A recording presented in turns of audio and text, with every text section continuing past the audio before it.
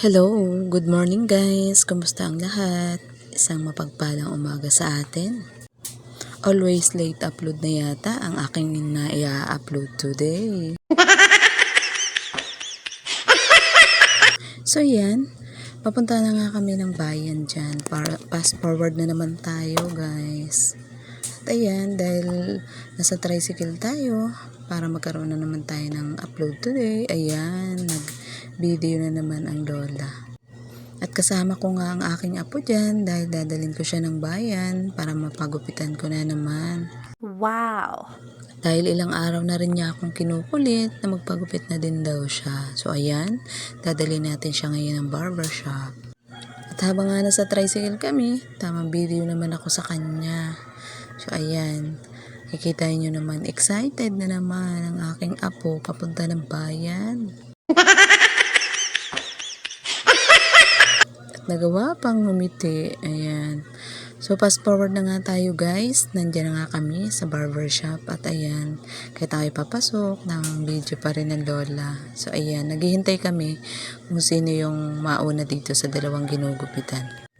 Napakagandang tingnan ang loob ng shop. Syempre, dahil nga alam nyo naman ang lola, tamang video tayo. Kaya, ginalingan ko na. Char!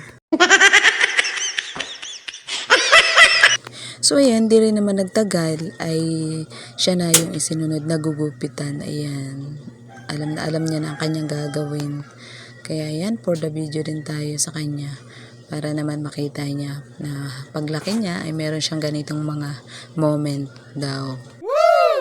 So ayan, fast forward na muli. Ayan, done na ang gupit. Kaya ayan, tingnan niyo pogi, diba? Ayan, bagay na bagay sa kanya ang mga ganyang gupit. So, ayan, fast forward na ulit tayo. Palabas na kami dyan ng barbershop. So, ayan, tatawid kami at meron lang kami bibilhin na gamit niya.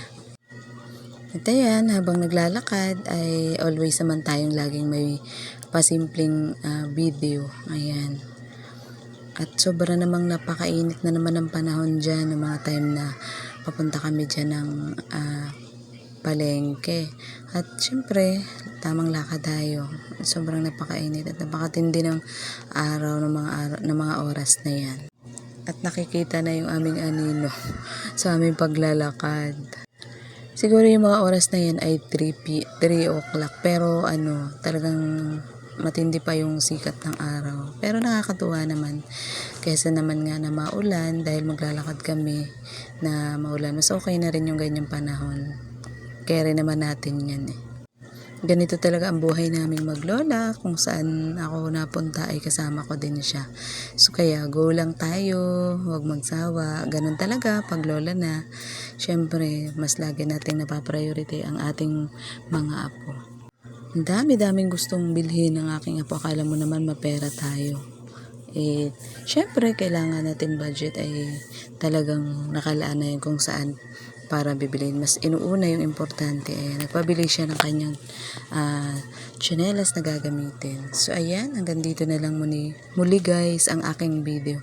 At sana'y huwag niyong pagsawaan na panoorin ang lahat na aking mga upload. At fast forward na muli kami ay nakauwi na. Bye-bye!